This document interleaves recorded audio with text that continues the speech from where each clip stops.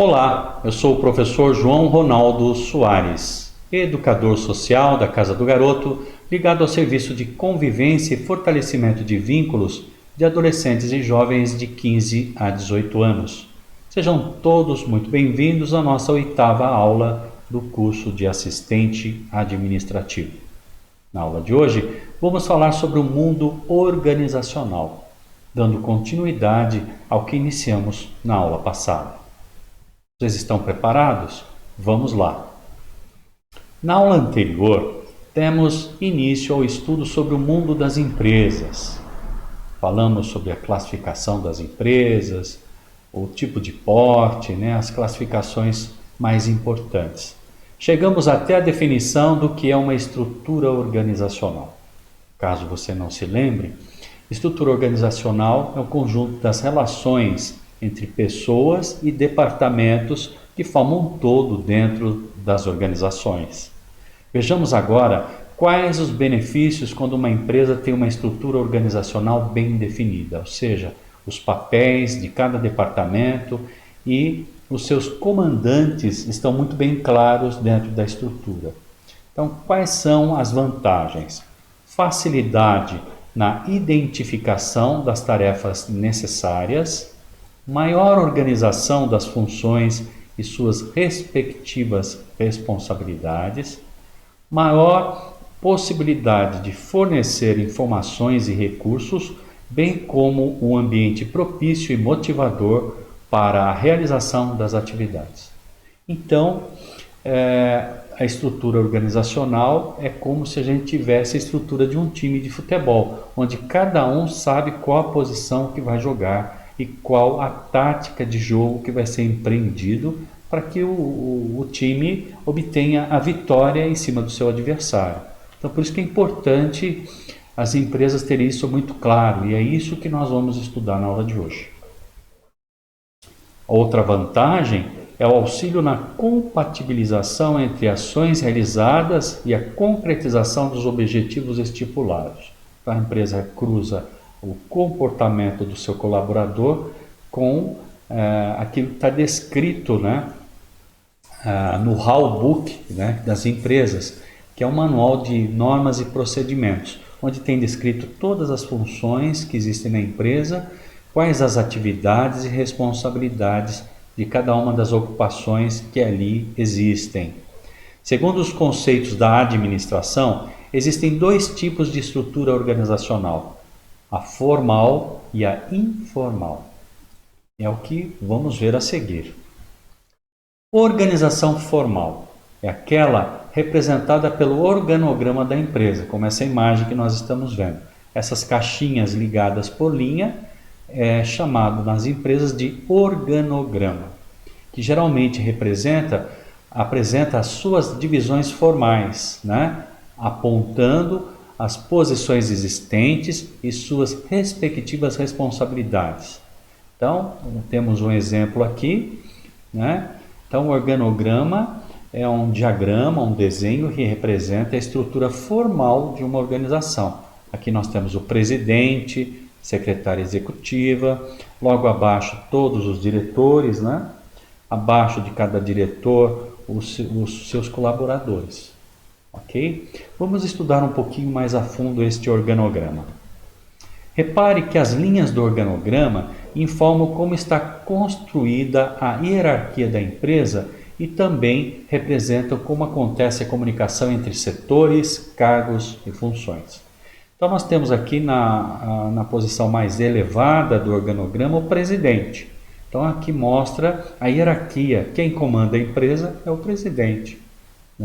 Abaixo do presidente, as outras linhas de comando. Então, aqui nós temos a estrutura de comando. É importante perceber também que as posições que estão na parte superior do organograma, como eu acabei de mencionar, indicam as de maior responsabilidade e autonomia. Então, a pessoa que tem maior poder e autonomia numa empresa para executar o que desejar é o presidente, que hoje se chama CEO, em inglês, CEO, que é a pessoa que representa aquela determinada empresa.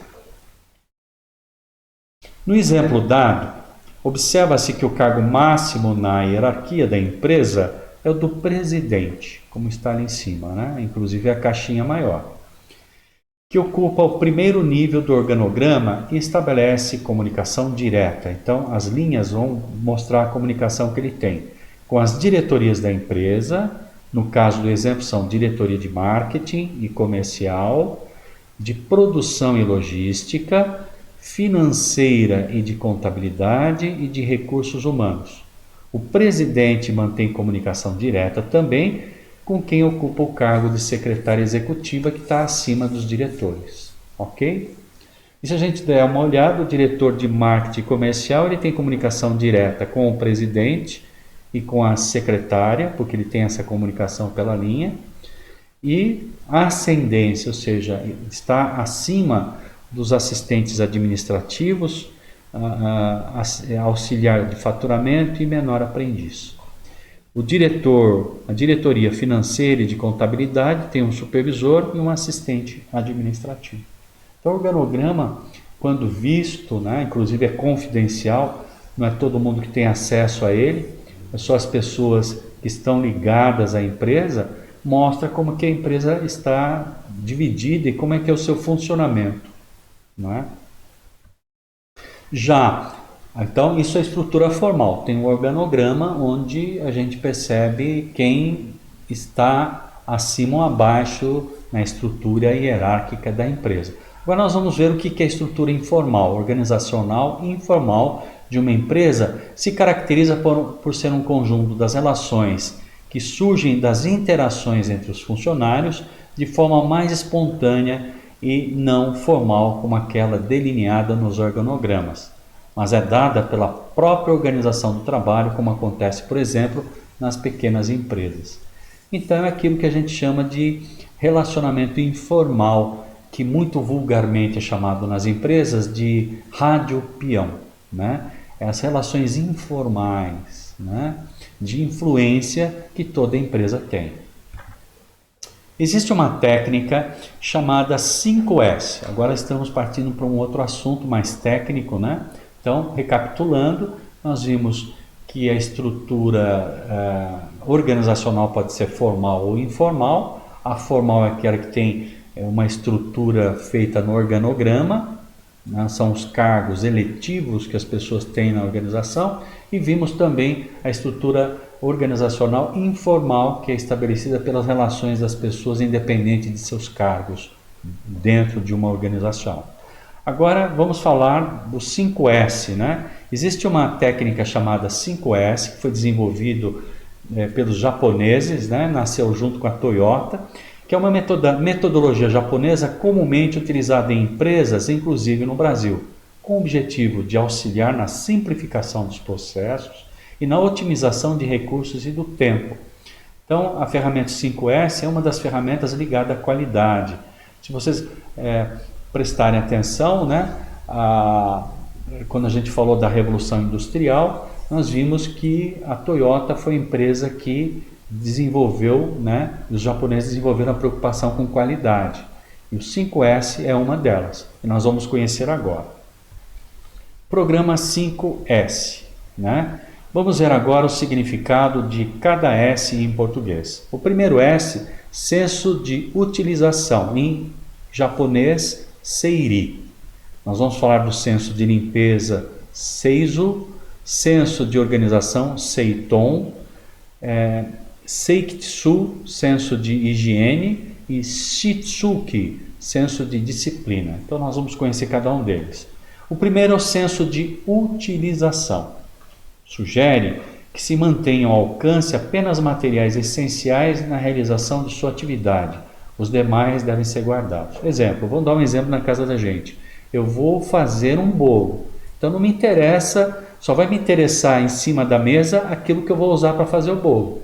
O que não tiver ligado à produção desse bolo tem que ser guardado, né? É isso que representa o senso de utilização.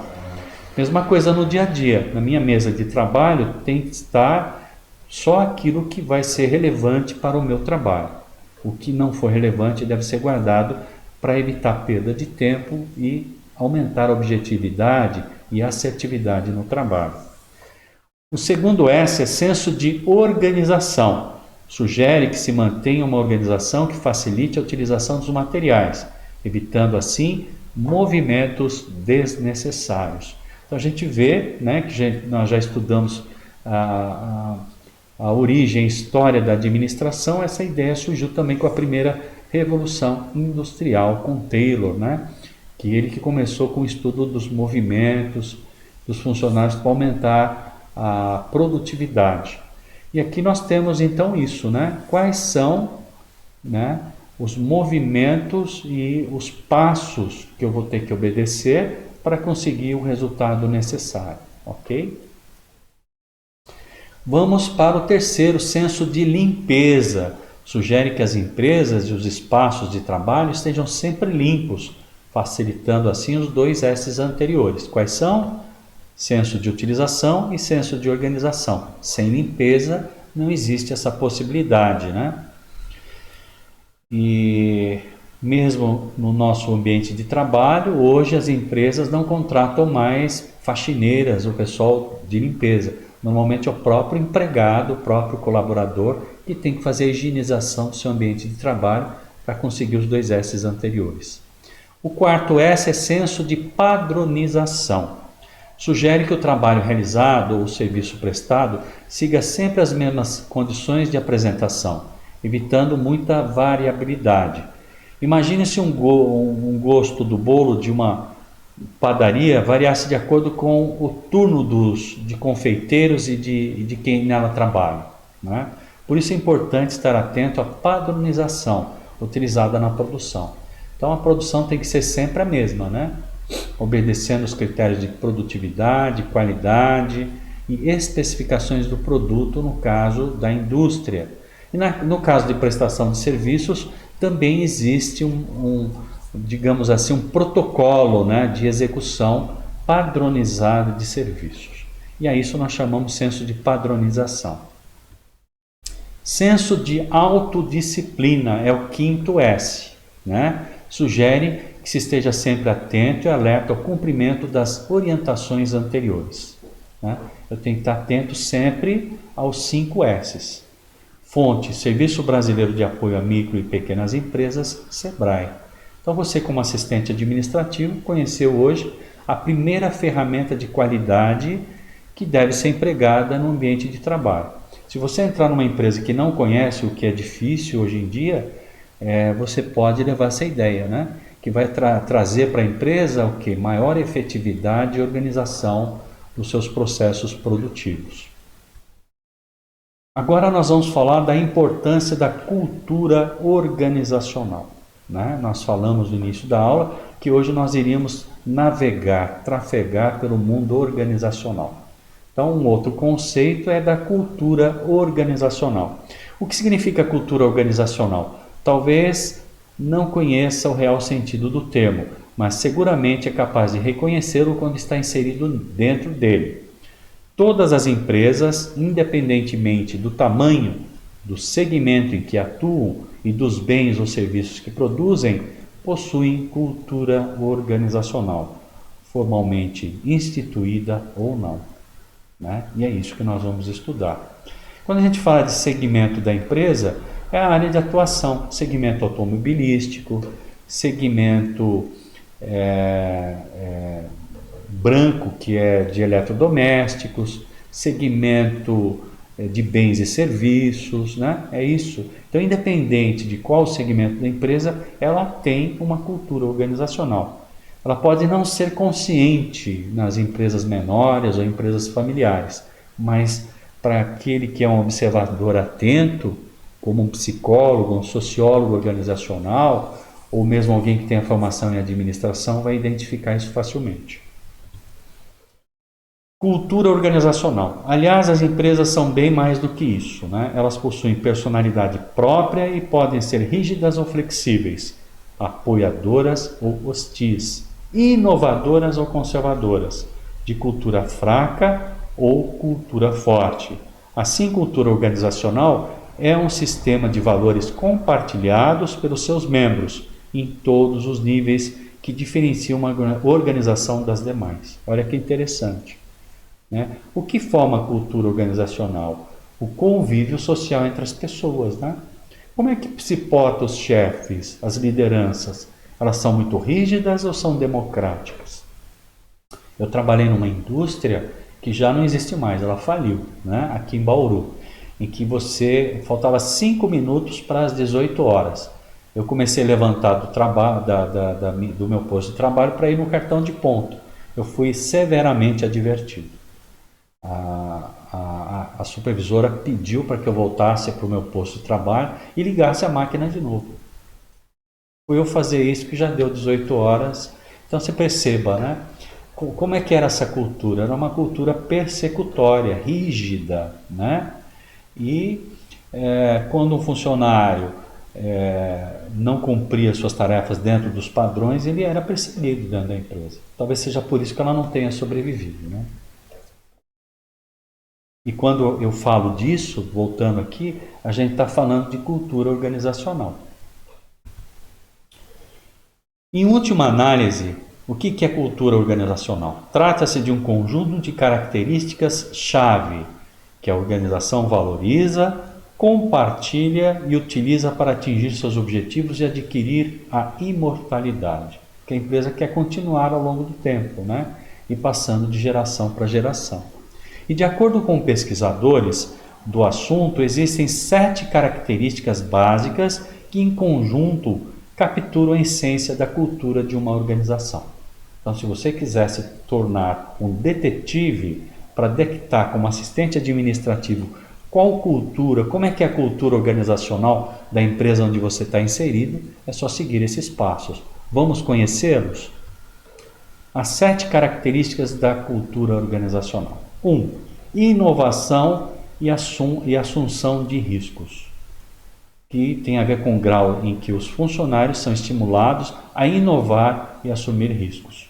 Nós temos empresas mais conservadoras que não permitem inovação. Essa empresa que eu descrevi há pouco, que não existe mais, além dessa rigidez de controle de funcionários, desnecessária, né, porque criava desgaste, os funcionários não eram estimulados a inovar. Aliás, se tinha algum colaborador que trouxesse uma ideia mais inovadora do que o chefe, ele estava correndo sério risco de ser demitido. Então a gente vê aí uma cultura organizacional mais conservadora e repressora, né? 2. Atenção aos detalhes. O grau em que se espera que os funcionários demonstrem precisão, análise e atenção aos detalhes. São empresas mais voltadas para a qualidade, que a qualidade está no detalhe. Tem a ver com empresas multinacionais, esse tipo de cultura, né? 3. Orientação para os resultados. O grau em que os dirigentes, né, focam mais os resultados do que as técnicas e os processos empregados para o seu alcance. Então, orientação para resultados significa que as lideranças estão preocupadas com a obtenção de resultados finais para a empresa e não a maneira como é feita, não importa. Então, os funcionários numa cultura mais aberta e voltada para resultados, eles têm mais liberdade.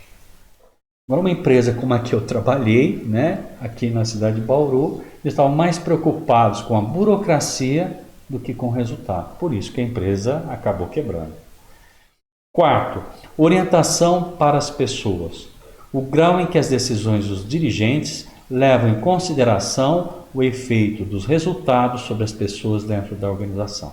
Então, são empresas mais acolhedoras. Como é a cultura da empresa onde você está inserido? Ela se preocupa com as pessoas ou as pessoas são como no filme do Chaplin, apenas uma engrenagem que a hora que quebra eles trocam? Isso é muito importante, né? Até para que você escolha a empresa onde você vai entrar. Será que os valores que você traz de ética e de moral são praticados pela empresa onde você está entrando? Muitas vezes pode haver conflitos. 5. Orientação para as equipes. O grau em que as atividades de trabalho são mais organizadas em termos de equipes do que de indivíduos. Então a gente percebe que as empresas mais bem-sucedidas, elas estão mais preocupadas no trabalho em equipe. ninguém consegue realizar um trabalho sozinho, né?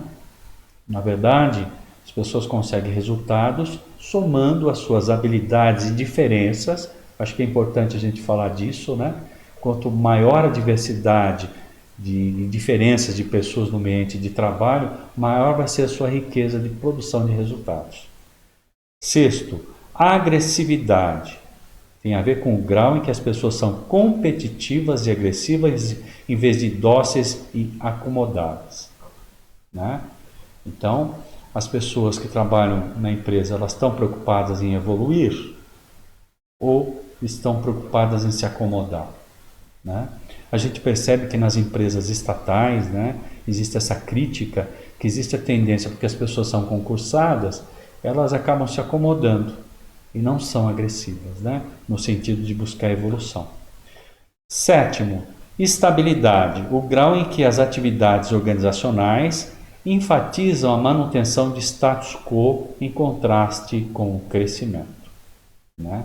Então a gente percebe que esses valores culturais vão depender do perfil da empresa. E a gente percebe que essa questão de estabilidade, em momentos de crise, pega não só as empresas como as pessoas. As pessoas tendem a não criar confusão ou criar conflitos para a manutenção do emprego. E as empresas acabam ficando com esse perfil mais passivo, né? Por que é importante entender a cultura organizacional? Aceitar melhor a sua existência, compreender os seus meandros, entender como ela é criada, sustenta e aprendida pode melhorar a sua capacidade de sobrevivência na empresa, além de ajudá-lo a explicar e prever o comportamento dos colegas no trabalho. Se a empresa onde você trabalha possui valores essenciais bem definidos, amplamente compartilhados, maior o impacto positivo das lideranças sobre o comportamento dos funcionários. Por outro lado, quando os valores essenciais estão equivocados e se chocam com os valores adotados pela maioria, menor o grau de comprometimento com eles e maior a probabilidade da empresa sumir do mapa em uma ou duas gerações.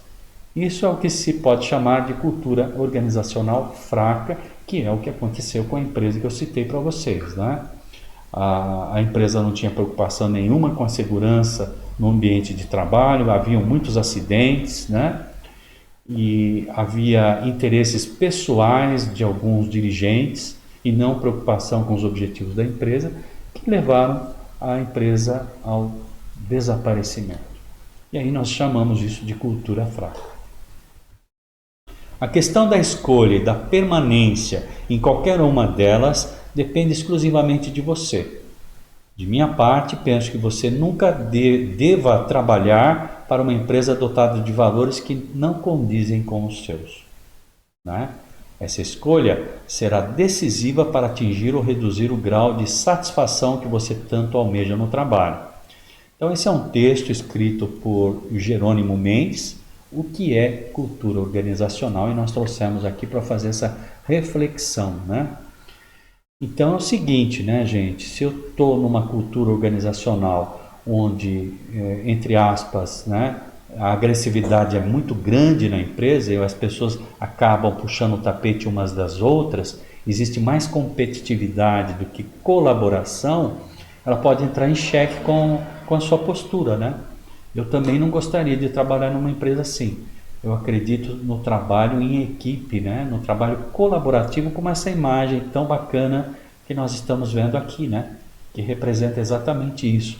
Um ambiente harmônico, onde todos se ajudam para conseguir os objetivos que privilegiam a todos, né? Se uma empresa vai bem, se ela trata bem os clientes e presta um excelente serviço, a empresa cresce e os seus colaboradores junto com ela. E você que é assistente administrativo terá a sua oportunidade de demonstrar o seu valor. Com isso, nós estamos concluindo então a nossa 8ª aula do curso de assistente administrativo. Na aula de hoje nós aprofundamos um pouco mais sobre o estudo das empresas, conhecendo o mundo organizacional. Espero que vocês tenham gostado da aula e nos encontramos na próxima. Muito obrigado e até lá. Tchau, tchau.